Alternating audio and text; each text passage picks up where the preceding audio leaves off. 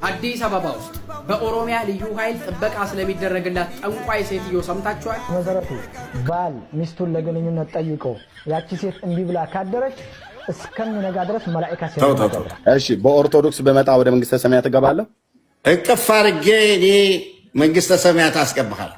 ወርቅ የተሰራው የእመቤታችን ሰዓት። እንደምን አላችሁ የእግዚአብሔር ቤተሰቦች፣ እናታችን የቅድስተ ቅዱሳን የድንግል ማርያም የአስራት በኩራት ልጆች በወደደን ባከበረ በእግዚአብሔር ፍጹም ሰላም ተስላለን እላችኋለሁ።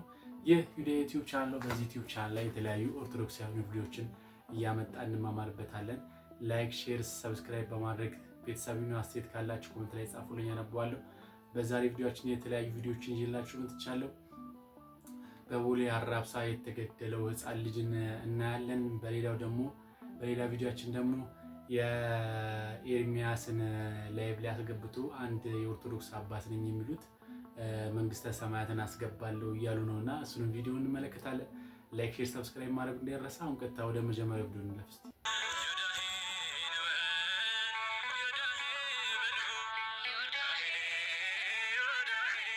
አዲስ አበባ ውስጥ በኦሮሚያ ልዩ ኃይል ጥበቃ ስለሚደረግላት ጠንቋይ ሴትዮ ሰምታችኋል?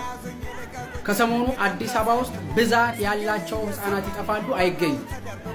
ልብ ብላችሁ አስተውላችኋል?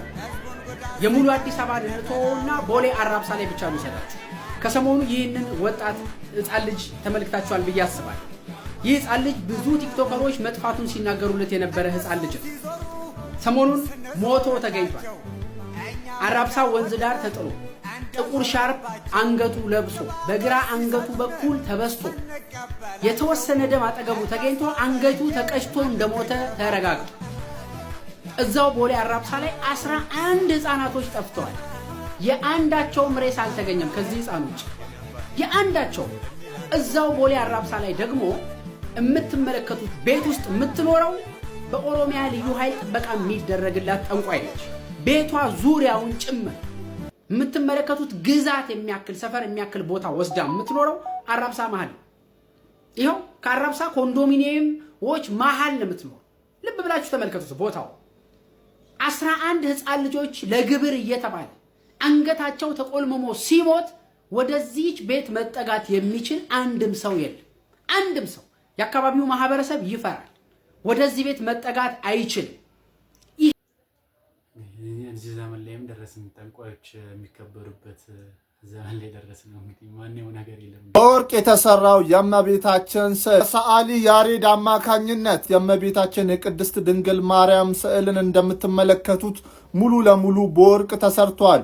ብዙዎች የዳኑበት እንግዲህ ብዙዎች የተፈወሱበት ለስውራ ማርያም ገዳምም እንግዲህ በስጦታ መልክ ተሰጥቶ ወደ መቅደሱ ስዕል አድኖ ገብቷል። እንግዲህ አባታችን ሁለመናዋ ወርቅ ነው ወላል እናታችን ቅድስት ድንግል ማርያም እንደውም ያንስባታል። ወርቅ እንደውም ምንም ማለት አይደለም፣ ያንስባታል በጣም።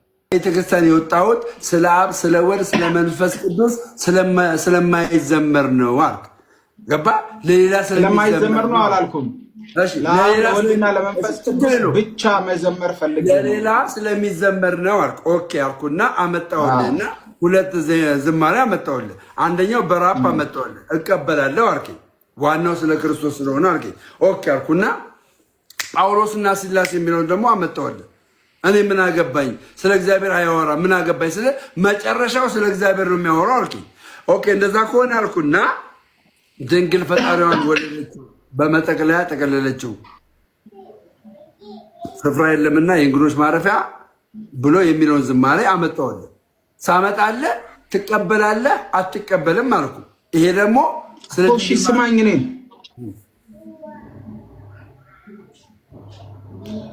ይኸውልህ ድንግል ፈጣሪዋን ወለደችው በመጠቅለያ ጠቀለለችው የለምና ስፍራ ለእንግዶች ማረፊያ ግርግም አስተኛቸው ምናምን የሚል መዝሙር አለ። እሱ መዝሙር ላይሪክሱን ስታየው ምንም ችግር የለውም። ነገር ግን አልቲሜትሊ ማንን ለማላቅ ነው? ክርስቶስን ለማላቅ ነው ወይስ ደግሞ ማርያምን ለማላቅ ነው? ኦኬ አሁን ቆይ አንዴ ደሜ ፕሊዝ አልመለስኩም።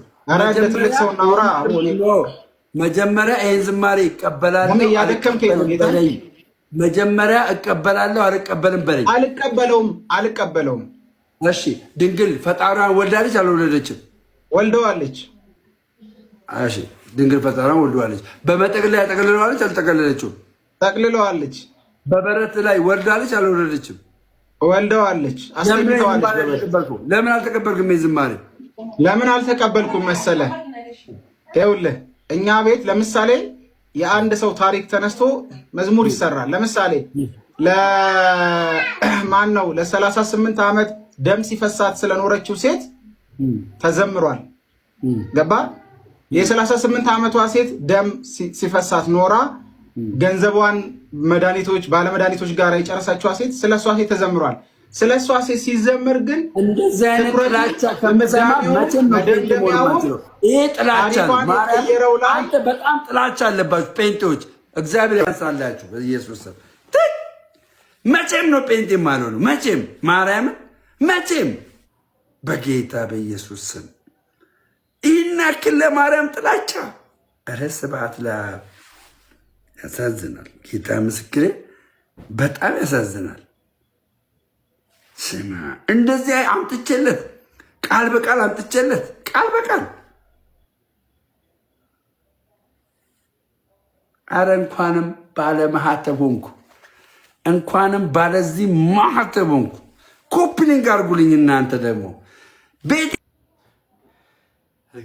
እንግዲህ ወንድማችን እንኳንም ኦርቶዶክስ ሆንኩ ይወላልና በመጀመሪያ ደረጃ ጴንጤው ስለ አብ ስለ ወልድ ስለ መንፈስ ቅዱስ በዛ ጉዳይ ባናወራ ይሻላል። እናንተ ጋር አብና ወልድ መንፈስ ቅዱስ የለም ጭራሽ። እኔ አንድ መዝሙር ካመጣችሁልኝ ስለ አብ ስለ ወልድ ስለ መንፈስ ቅዱስ ስለ ስላሴ ተዘመረ አንድ መዝሙር ካመጣችሁልኝ እኔ እቀጣለሁ። ሁለተኛው ደግሞ ከዚህ በላይ የድንግል ማርያም ጥላቻ ምንም መዝሙሩ ራሱ ነው ሆኖ ገና ለማስረዳት ይጥራል። እንደዚህ ገና ይሄ እኮ እንደዚህ ነው ግን እንደዚህ ብላል ግን እንደዚህ ነው ብሎ ደግሞ ዙሪያ ጥምጥም ለማስረዳት ሄደ። ከዚህ በላይ ጥላቻ አለ ድንግል ማርያም ምን ውለታ ብዙ የኔ እህት የሴቶች መጠመቂያ በጀርባ ነው። ምን አገባኝ? ለምን የምትነግረኝ? አትጠመቂም? እድሜ ልኬን ተጠመቅኩ። ምን ለውጥ አመጣው? ግድ የለሽም፣ ተስፋ አትቁረጪ። ፊትሽ ላይ ካለው ለምጽ በላይ ስንት የማይፈናፍን ደጎ ያለ መሰለሽ። ደሞ ውብ አድርጎ ነው የሰራሽ። ባታማርሪው መልካም ነው። ጥሩ ትመክራለህ። ያልተነካ ግልግል ያውቃል አይደል የሚባለው? ስላልተያዝክ እንጂ ከኔ ትብስ ነበር። ይቅርታ የኔ እህት፣ አንድ ነገር ላስቸግርሽ እባክሽ። ያችን ዊልቸር ወደዚህ አቅርቢልኝ። ምን ማለት የማን ነው? አይዞሽ አትደንግጪ። አምጪልኝና እነግርሻለሁ።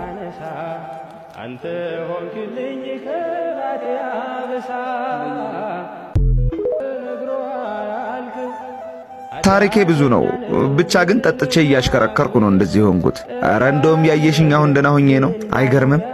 በፊት እግር እያለኝ ሩጫዬ ጭፈራ፣ ጫት፣ ዝሙት ወዳለበት ነበር። እየቻልኩ ሳልመጣ እሱ ግን ተኝቼ ቤቱ እንድመጣ አደረገኝ። አየሽ፣ ህመም እንደየሰው ይለያያል። የኔ ለኔ ከባድ ነው፣ ያንቺም ላንቺ ከባድ ይሆናል። ህመማችን ቢለያይም እግዚአብሔር ግን ብቸኛ መድኃኒታችን ነው። ትራመጃለሽ፣ ትተነፍሻለሽ፣ ታያለሽ፣ ትበያለሽ፣ ታስቢያለሽ። ከነጣው ፊትሽ በላይ የተሰጠሽ እልፍ እኮ ነው። ግን አንተ መች ነው የምትወጣው? አንድ ቀን እኔንም እንደ መጻጉዕ አልጋህን ተሸክመህ ሂድ እንዳለው እኔንም እስኪለኝ አምላክን እጠብቀዋለሁ። አንተ ሆንክልኝ ከባቴ አበሳ። ዝግጅታችሁ እንግዲህ ይሄን የመሰለ ትምህርት አስተምሯል። ሁላችንም ያው እንደዚህ ነው አይደል?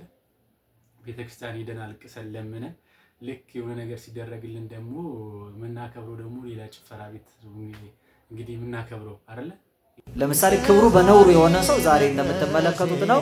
ሰውነቱን ገልጦ አካሉን አራቁቶ ሲሄድ አያፍርም። አሁን ሰው ይላል ክብሩን ሁሉ ጌታ ይወስድ። እንዲያውም ይቺ አሁን ከሌላው የመጣች ናት። ምን ክብር ኖሮ ነው ጌታ የሚወስደው ካንተ? እግዚአብሔር በዚህ ይከብራል ብሎ ማሰብ ራሱ በሰራ ነው ስራ። ምን ሰርተን እግዚአብሔርን የሚያስከብር ስራ ፈጽመን? እንዲያውም በእናንተ ሰበብ ስሜ በአሕዛብ ዘንድ ይሰደባል ይላል እግዚአብሔር። በጣም ብዙ ጊዜ ትምህርት ይሰጣል። በጣም ብዙ ጊዜ ስብከት ይሰበካል። እየተሰበከ ትምህርቱ እየተሰጠ ከኛ ጋራ አልዋሃድ ያለው ሰውነታችን ኃጢአት እየሰራ ሰውነታችን በደል እየፈጸመ አንደኛ በእኛ ላይ ረድኤተ እግዚአብሔር አያድርም። ሁለተኛ ቃሉ ራሱ በአገባው አያድርም። ምህላ ተደርጎ መልስ ውጤት የመጣበት ጊዜ ነበር። በጣም ረጅም ጊዜ አይደለም፣ አንድ ቀን ሁለት ቀን ከተደረገ ይሄ 40ውን ቀን 55ቱንም ቀን ጾም ላይ ምህላ ሁሉ ይታወጃል። ምንም በቃ በየዓመቱ ምህላ ይታወጃል።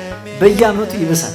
መከራ የቀለለበት ጊዜ አለ። የሆነ ጊዜ የሆነ ሌላ ፈተና መጣ ስትሉ በአናቱ ሌላ ፈተና ይመጣል። ምክንያቱ በቃ ራቁታችንን ስለምንቆም ነው። ቂም ይዞ የሚጸልይ ሰው ራቁቱን የሚጸልይ ሰው ማለት ኃጢአት ሰርቶ የሚጸልይ ሰው ጸሎቱ በእሾህ መካከል እንደወደቀ ዘር ነው። ከፍ ብሎ መብቀል አይቻለውም፣ እሾሁ ያንቀዋል። ስለ ራሳችን እንዲነገር የምንፈልግ ሰዎች የምንናገር ሰዎች አለ በአንድም በሌላ መልኩ። እኔ እንደው በቃ ማለት እንዲነገር እንኳን ፈልጌ ሳይሆን እንደው በጸሎታቸው አስቡኝ። ግን ያው እኔ ማለት ይላል አንዳንድ ሰው የእንትን ክፍል ኃላፊ የእንትን እጅግ የተማሩ እንዲሆኑ ሲባል ለ10 ደቂቃ ትምህርት 30 ደቂቃ ማዕረግና ሹመት ሲጠራ ነው የሚከረምበት። ስለዚህ እግዚአብሔር በየቱ በኩል ነው ስለሱ የምንሰማው? እንደው እኛ አለቃ ማለት የልማት አርበኛ ማለት ሊያለሙን የመጡት ሌላ ምን አርበኝነት ምን ያስፈልገው? እንደው ይሄ ኢንጂነር ማለት ኢንጂነር ነው ተብሎ እንዴት ይነገራል? እንደው ኢንጂነር ነው ይገርማቸዋል፣ ኢንጂነር ቤት ሁሉ ይሰራል ምናምን ተብሎ አይነገርም። በቃ ከስለ ቅዱሳን በላይ የራሳችን ፎቶ የሚሰቀልበት ጊዜ ነው። ዛሬ አይታወቅም ካጠገቡ ነው የሚሳለው። ስላሴ እንዲሆን ስላሴ መቼ ነው 4 የሆኑት ይባላል። ራሱ ያሳለው ሰውዬ ፎቶን ከጨርቆ ካጠገቡ አስሏል። ቤሻን የምንመጣው ዋናው ዓላማ መባ ለመስጠት አይደለም። አሁን እንዳንስት ነው። አንዳንድ ሰው ምን ያደርጋል? ስራ ይረፍድበታል። የሆነ ነገር ይልና መንገድ ላይ ሲሄድ እቺ ነገር ቤሻን ሲሄድ አስገባልኝ ይላል። እግዚአብሔር የምታስገባውን አይደለም የምትፈልገው፣ የምትገባው አንተን ነው የሚፈልገው። ቤሻኒቷ በአንድነት ከመድረኩ ታቦቱ ቆሞ ስብሐት እግዚአብሔሩ ቃል እግዚአብሔሩ የዕለቱ ዝማሬ የዕለቱ ወረብ የቅዱስ ያሬድን ዜማ አቃሎ የራሱን ዜማ በጎል እባካችሁ ከዙሪያ ላይ ያላችሁ ዝም ብሎ አንዴ ይባል ይባላል። በቃ ቅዳሴ እየተቀደሰ ነው። እባካችሁ የራሳችሁን የጸሎት መጽሐፍ አታንብቡ ይባላል። በቃ አቅም ሰው ቅዳሴ ትልቁ ቅዳሴ ይቀደሳል። እሱ በሌላውን ውዳሴ የራሱን ደግሞ ከፍቶ ያነባል። ይሄ ባጭሩ ሰርግ ተጠርታችሁ በሉ ተነሱ ምሳ ምግብ አንሱ ይባል የራሴ ምሳቃ ነው የምበላው ብሎ የራስ ምሳቃ ከፍቶ መብላት። እኛ ሳንገዛ ራሳችንን ሳንሰጠው ሌላ ነገር ገዝተን ብንሰጠው ለእግዚአብሔር ምንም ከዚህ የጠገበ ነው እግዚአብሔር። ይሄን የምትገዛበትን ብር አንጋጠለምና ነው ከሱ ያገኘው። እግዚአብሔር ከስጦታችን በላይ እኛን ራሱ ስጦታ አድርጎ ለራሳችን ሰጥቶናል። ስለዚህ ሰጪውን የምናከብረው ስጦታ ይዘን በመምጣት ብቻ አይደለም። እኛ ራሳችን የሱ መሆናችንን ዳዊት እግዚአብሔር ፊት መባ ቀረበ ቤተ መቅደሱ ሲሰራ። ከዛ ምን አለ? ከሰጠኸኝ ላይ እሰጥህ ዘንድ እኔ ማን ነኝ? ቤቴስ ምንድነው? ያው የሰጠኝን ሰጠሁ። ኢትዮጵያ ውስጥ ስትኖሩ ህይወታችሁን ፈጽሞ የሚያከብደው የሚያጨልምባችሁ ነገር ቢኖር አንደኛው ነገር ቢኖር የኢትዮጵያ ኦርቶዶክስ ተዋሕዶ ቤተክርስቲያን ጥላቻ ካለባችሁ ማለትም አፍቅሯት፣ ተከተሏት፣ ውደዷት ነው አይደለም። ነገር ግን የእናንተ ሃይማኖት የማይፈቅደው የሌላው ሃይማኖት የማይፈቅደው የሚጠየፈውን ጥላቻ የኦርቶዶክስ ቤተክርስቲያን እጭ ምናምን የምትሉ የኔ ጥላቻ ካለባችሁ በገዛጃችሁ ማበዳችሁ ለራስ ብዬ ነው የምነግርህ። ማለት በቃ ትጨልላለህ። በቃ ማለት ለራስ እኮ ነው። ይኸውልህ የምትለብሰው፣ የምትጽፈው፣ የምታነበው፣ የምትመለከተው፣ የምታየው ባህል፣ ባህሪ፣ ስምክ፣ ማንነት የኢትዮጵያ ታሪክ ብለህ የምታወራው ነገር ራሱ እንዳለ ወይ ከኢትዮጵያ ኦርቶዶክስ ተዋሕዶ ቤተክርስቲያን ነው የመጣው ሙዚቃ ወይ ደግሞ የኢትዮጵያ ኦርቶዶክስ ተዋሕዶ ቤተክርስቲያን ኮንትሪቢዩት ያደረገችው ነገር አለ።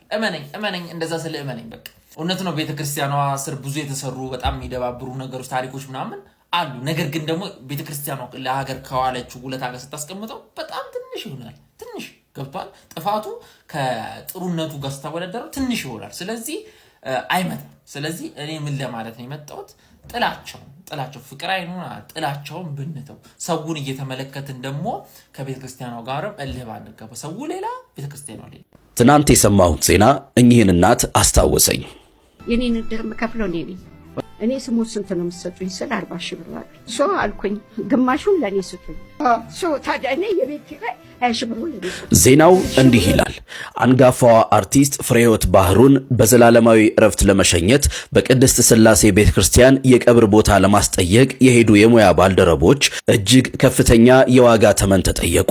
ለቀብር ቦታ የተጠየቀው ከፍተኛ ክፍያ ፉካ ውስጥ ከሆነ 120 ሺህ ብር መክፈል፣ ግቢ ውስጥ መሬት ላይ ለመቀበር 500 ሺህ ብር ወይም ግማሽ ሚሊዮን ብር መክፈል ግዴታ ሲሆን ይህም በብፁዕ ቅዱስ ፓትርያርኩ ፈቃድ መሆን አለበት ይላል የጉርሻ ፔጅ ዜና።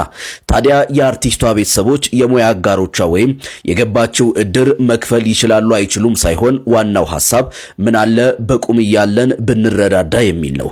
ስንሞት ለመዋጮና ለመስጠት የማይሰስት እጅ ምን አለ በቁም እያለን ችግሮቻችንን መፍቻ ብናደርገው። እናንተስ ምን ትላላችሁ? ዛሬን ለነገ እንኖር። መልካም ጊዜ። በጣም ምን አይነት ጊዜ ላይ የሚያሳፍር ጊዜ ላይ እንደደረስን በጣም ይገርማል። እንዴት ሰው አፈር ውስጥ ለመግባት 500 ሺህ ብር ይጠየቃል? ምን አይነት በቃ ማለት በብር ምን አይነት ጭንቅላታችን እንደ ደነዘ የሚያሳይ ነገር። ቆይ አሁን እሺ ብር የላችሁ ሴት ይቀበሩ። ይሄ ሁሉ ብር አሁን 500 ሺህ ብር ምንድነው? ይሄን ያለ እንደዚህ የሚጠየቅበት ምን ስለሆነ ነው እንዴ? ሬሳ አፈር ውስጥ ማስገባት 500 ሺህ ብር እስከ በጣም የምር በጣም ይከብዳል። ወደ ጋንም እንደገባ ነው ወይ አልኩት። ኧረ በስመ አብ ወወልድ ወመንፈስ ቅዱስ። ተው። እሺ በኦርቶዶክስ በመጣ ወደ መንግስተ ሰማያት እገባለሁ? እቅፍ አድርጌ እኔ መንግስተ ሰማያት አስገባሃለሁ። እርሶን የሚያስገቡኝ? አዎ። ይህን ቪዲዮ ከምንም በላይ ሼር በደንብ በማድረግ ለብዙ ሰው ይድረስልን። በተለይ ተኩላ ለሆኑ ለታድሷውያንና በኦርቶዶክስም ለሚነግዱ ለኤርሚያስ አበበ አይነቱ በደንብ ይድረስልኝ። ይህ ቄስ ወይም ደግሞ ካህን ልብስ ነው የለበሰው ኦርቶዶክሳዊ አይደለም። ይህ ሰው ታድሶ ነው፣ በታድሶ እንቅስቃሴ ውስጥ ያለ ሰው ነው። እኔ ያውቀዋለሁ። እና እነ ኤርሚያስ ገስት ላይ ያስገብተው ወይም ደግሞ ላይቭ ላይ ያስገብተው ቤተክርስቲያንን እንዲሳደብና በቃ ኦርቶዶክስ ምንም ስለ መጽሐፍ ቅዱስ አታውቅም እንዲሉ የሰሩ ድራማ ነው። ስለዚህ ድራማችሁ ልክ ስላልሆነ ኤርሚያስ የገባህን እውነት ክርስቶስ ኢየሱስ ገባኝ የምትለውን በትምህርት የምትሞግት ከሆነ በትምህርት ሞግት፣ ካልሆነ ግን ድራማ አያስፈልግም። ይህ ድራማ ነው የሰራውና ኦርቶዶክሳውያን ይህን ነገርን ያደረጉት እርስ በርስ ነው። ኤርሚያስ ፔንቴኮስታል ነው፣ እሳቸው ደግሞ ታድሳውያን ናቸው። ማለትም ታድሶ የጴንጤ የልጁ ልጅ ነው። ነገ ላይ ደግሞ ልጅ አባት እየተባባለ ተጠሪነቱን ለፕሮቴስታንት ያደርገዋል ማለት ነውና ሲያድጉ ታድሳውያን ጴንጤ ነው የሚሆኑት። ስለዚህ ይህ የኦርቶዶክስ አስተሳሰብና ኦርቶዶክሳዊ የሆኑ ካህን አይደሉም፣ ሌቦች ናቸው። ሁለቱም አጭበርባሪ ጴንጤዎች ናቸው።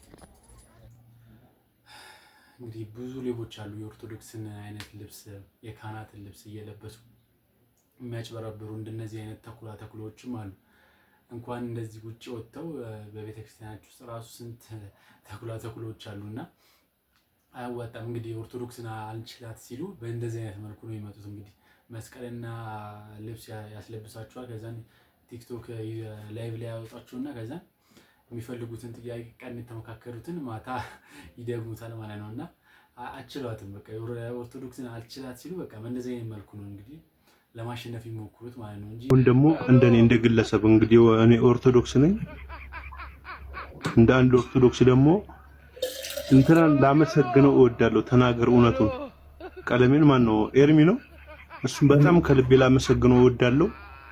የማመሰግነው ኦርቶዶክስ በደንብ ያልሰበከቻቸውን ገድሎች እየሰበከልን ስለሆነ የእውነቴን ነው። ገድሎች መሰበክ አለባቸው። እሱ ወንጌል ብቻ እያለ ከወንጌል በላይ ገድሎችን እየሰበከ ስለሆነ የእውነቴን ነው።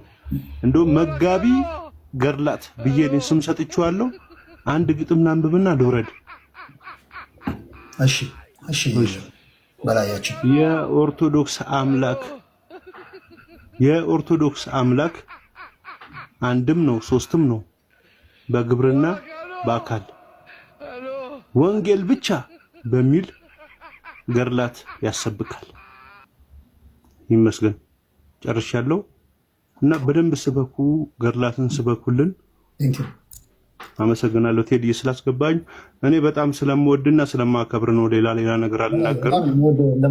እኔ በጣም ቤትን ፍትሃዊ ስለሆነ ስለማከብር በስነ ስርዓት ተናገረኝ ነው መውረድ የምፈልገው። ሰላም ነው። ሪስፔክት ነው። በማርያም በገብርኤል ይሄንን ቪዲዮ እንዳታሳልፉት የሚሉ ጫሂዎች ሁላ ታገኛለህ። ምን ማለት ነው? ሰውን እንደዚህ አይነት ግዝትን አቅልሎ እንዲመለከት ስመ እግዚአብሔርን ቀላል አድርጎ እንዲመለከት። እኔ እኮ እዛ የምገባው የእነሱን ለማየት ላይሆን ይችላል፣ መፈልጋቸው ቪዲዮዎች ሊሆኑ ይችላል። በአጋጣሚ የመጣን ሰው የማየት ግዴታ የለብኝም። በግድኝ አይባልም። ስመ እግዚአብሔር ጠርተህ ገዝተህ አቁመህ ኑልኝ አይባልም። ከዛ በኋላም እኮ አይችልህ ያዘዝከኝን ላልፈጽመው እችላለሁ ከልብ እስካልሆነ ድረስ ማለት ነው። ይሄ ስመ እግዚአብሔርን ማቃለል ነው። ስመ እግዚአብሔርን ማቃለል በእኛን ራሳችንን በቀላሉ እንድንጠፋ ምንም አይነት ኃይል መጠጊያ እንዳይኖረን ሊያደርግ የሚችል ነገር ነው የሚሆነውና ይሄ በልመና ብቻም አይደለም፣ በብዙ ነገሮች ላይ እየቀለለ እየተመለከት ነው። ስለዚህ አሁን ለሚለምኑ ሰዎች ይህንንስ ምን ብለህ ታስተምራቸዋለህ? ስመ እግዚአብሔር እኮ እንደው ዝም ብሎ ይጠራም ብለህ ታስተምር የምትችልበት እድል የለህም። ምክንያቱም ቤተክርስቲያን አታመጣቸውም። ቤተክርስቲያን አምጥተህ መምህር መድበህ ልታስተምራቸው የምትችልበት ሁኔታ የለም፣ ልምዱም የለም፣ እነሱም ፈቃደኛ አይደሉም። እንዲህ አይነት ችግሮች ስላሉ እኔ መስተካከል ካለበት ከስሩ ጀምረን እያስተካከል ብንመጣ ነው ጥሩ ሊሆን የሚችል የሚል አስተያየት ነው የምንሰጠው።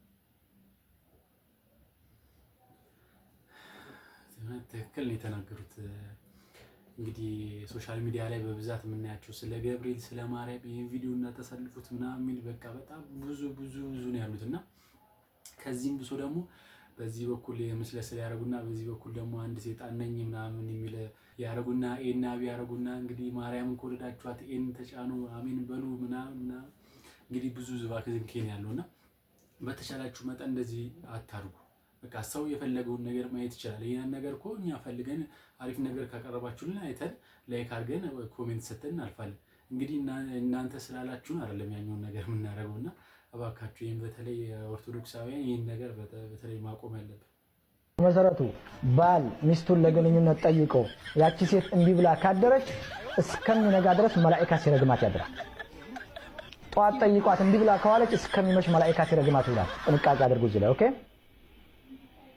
ባሎቻችሁ እንዳትከለክሉ። በየትኛውም ሐል ላይ ሆነች ነይ ካለ መምጣት አለብሽ ኢላ ወሊድ ደምና የሐይድ ደም ሆነች ሲቀር ከዚህ ውጪ በየትኛውም አጋጣሚ ነይ ካለች መምጣት አለበት። ኒሳኡኩም ሐርሱን ለኩም ፈእቱ ሐርሰኩም። ሚስቶቻችሁ እርሻዎቻችሁ ናቸው፣ በፈለጋችሁት መልኩ ማረስ ትችላላችሁ ብሏል አላሁ ሱብሓነሁ ወተዓላ ነው ያለው። በፈለገበት ሙድ አንቺን መጠቀም ይችላል። ይህን ነገር ማስጠቀም የማትችል ሴት ባልየው ሌላ ሴት እንዲጨምር ይገደዳል። የመጀመሪያው ምንድነው? አኽላቅ መግረጭረጭ ጸባይ። በቃ አንዳንድ ሴቶች ማሻአላህ ጸባይ ሸጋ አሉ ያልካቸውን እሺ እንዳርገሽ ብዙ ሴቶች አሉ። ያ ሰላም አለይኩም አላህ ይወፍ እንሰማለን ግን አንፈርድም። እንግዲህ ሌላ ባውስት እንደዚህ አይነት ነገር ጥቅም ታገኛላችሁ። ለዛሬ የነበረን ቪዲዮ ይህን ይመስል ነበር። በቀጣይ ቪዲዮ እስከምንገናኝ ላይክ፣ ሼር፣ ሰብስክራይብ በማድረግ ቤተሰብ ነው። አስተያየት ካላችሁ ኮሜንት ላይ ጻፉልኝ፣ አነብዋለሁ። ሰላም ሁኑ።